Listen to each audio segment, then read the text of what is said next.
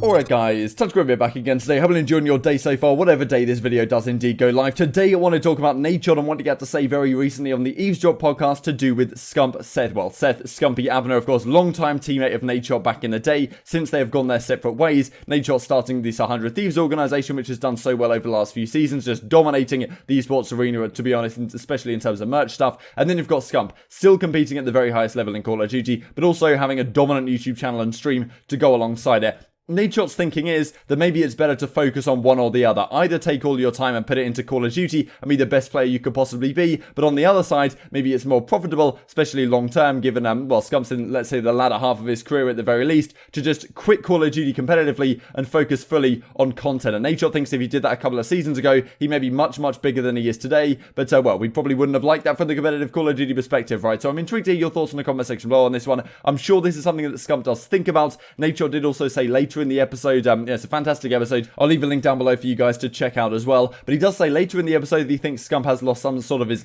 some degree of his winning drive. And well, maybe that's playing on Scump's mind, right? And maybe he's thinking about the possibility of quitting Call of Duty competitively to go full-time content and taking that approach, because he still dominates the content scene even when he's playing competitive Call of Duty. But juggling the two is something difficult to do, right? And of course, where we talked about recently with this Crimsix and Zuma stuff, maybe his performances this season haven't been as good as we've typically seen from Scump in the past. Maybe he's thinking like, is my time up? And well, what could that mean for the Call of Duty League? Certainly not an ideal one, but certainly he could still keep promoting Call of Duty in other ways. Like, if you guys enjoy the video, subscribe if you're new. As always, I would greatly appreciate it. Intrigued to hear your thoughts down below in the comment section on this one, because I believe I talked in a video maybe a year or so ago that Scump had said that maybe he's got 2 or 3 years left in him, so maybe that's only 1 or 2 years left at this point. And well, the scene changes so dramatically, so quickly, that this may be something on his mind. This is a couple of tweets here, so well, this is a clip from way back in the Black Ops 2 OpTic house days with Nadeshot and Scump. Also have this one that Kevin Skills tweeted out of these two guys together back in the day. So yeah, certainly some wholesome stuff. I'll play the clip for you guys on screen right now. I tell Scump, I was talking to him, he's like, well, my stream doesn't do as good as it does. I'm like, dude, you're a fucking professional player. Can you imagine if Seth focused on one thing, right? Bro, it goes both ways. I truly believe, and Seth is getting paid well, you know, playing for the Huntsman, and he can still win tournaments, and he's capable of doing that, and it's a hard chapter to close in that book. And obviously you probably don't want him to yet, or you might want him to do whatever you want. But I think if Seth would have like quit Call of Duty and went like full-time on Fortnite and was a full-time Warzone streamer, he'd be 5 times as big as he is now. I mean, he don't even give a fuck about his YouTube channel. He goes on like year-long hiatuses. I go on hiatuses, but not as long as he does. Yeah. And if he actually dude, he has like 6,000 concurrents while everybody else is streaming Warzone while he's playing scrims. Excuse me. He's not even talking to the chat. Yeah. He's not even trying. Yeah. If Seth applied himself and quit all this competing bullshit, bro, he would be, dude, get out, forget about it. Yeah, I talk to him all the time, and obviously, like, he can do whatever the fuck he wants. Like, I tell him all the time, like, whatever you want to do, I got your back. Like, I don't give a shit. Like, we're gonna be friends regardless. Like, that's just how it goes. So as Nadeshot says, right, Scump has definitely taken hiatuses from YouTube in the past. Like, he doesn't seem to be focusing on one or the other. It's either like, certain times when he doesn't necessarily enjoy playing the game so much. Lately, of course, it's been Warzone, which is pretty handy for at least keeping him playing the game, right, compared to, previous games like, say, World War II, for example. It's often been talked about that Scump didn't really like playing pubs on that game, and therefore he wasn't as good from the competitive side. Didn't really make content on YouTube as well. We'll have to look at exactly how that happened lately, but of course he's been making content on YouTube as the most recent, certainly getting back into it. Like numbers have been looking very, very solid indeed. We also look from the Twitch perspective as well. As you can see, well, this is just the YouTube analytics, and you can see right here, I'm not exactly sure what these spikes are. I think there might be some sort of glitch going on over here, but certainly fantastic viewership back in the late 2017 days. And as you can see, since November 2018, there's pretty much a flat line through 2019 where not too much was going on. As of most recent, as you can see at 20, the video views certainly starting to rise up again. And as you can see from the subscriber count as well here on Social Blade, that's a pretty, a pretty similar trend across the board.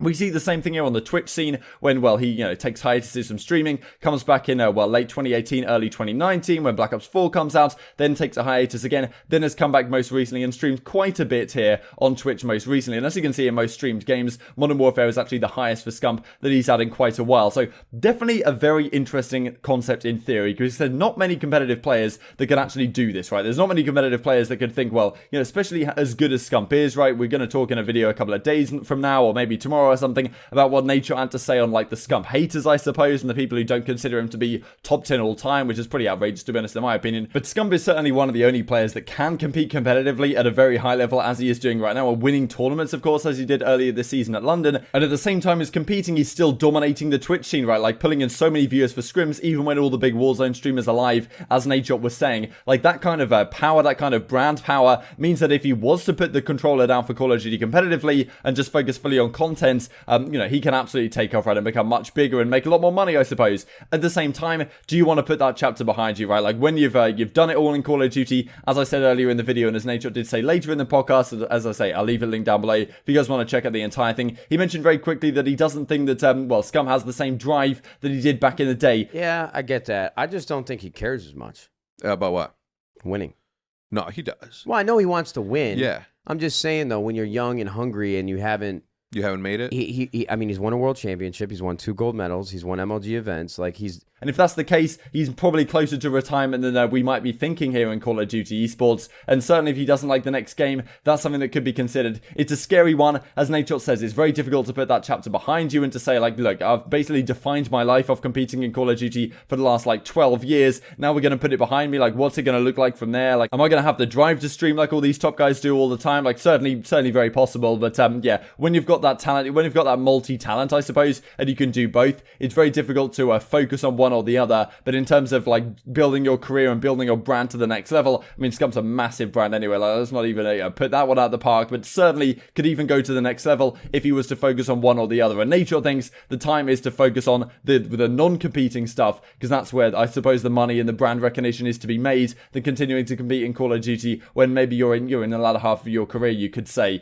So yeah, certainly intrigued to hear your thoughts down in the comment section below on this one. Do you agree with Nadeshot? Do you think Scump has a few more years left in him? And if he does, I think that's a good thing for competitive Call of Duty, right? Because, well, a brand like Scump, of course, we know that Call of Duty Esports rides and dies on the competitive personalities that are in the league. And if Scump was to quit and was to go just to full-time streaming, and we weren't to have him, the viewership would certainly drop off significantly. And I do think that Hector and the Huntsman guys are trying to prepare Envoy as kind of this, like, next personality, next young talent that can kind of take over that mantle. That's going to be a difficult thing to do, though, for sure. We probably need Scump around for a few more years before we could get to that level in Call of Duty where we have these up-and-coming personalities that can do the same thing. Because if Scump retires, a lot of players are going to consider it as well, given Kambo already did it earlier this season. And well, it begs the question, what does Call of Duty look like for the next couple of seasons when we don't have these massive personalities playing the game? Intrigued to hear your thoughts down below. Thanks for watching as always, and I'll see you next time.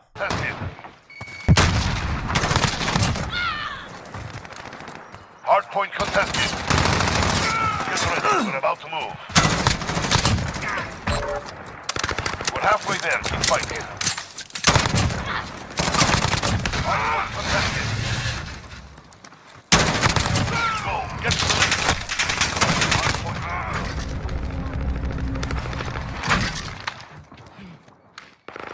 Get ready to move.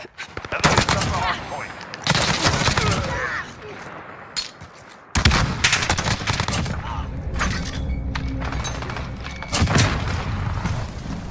Get to the next one. Hardpoint contested.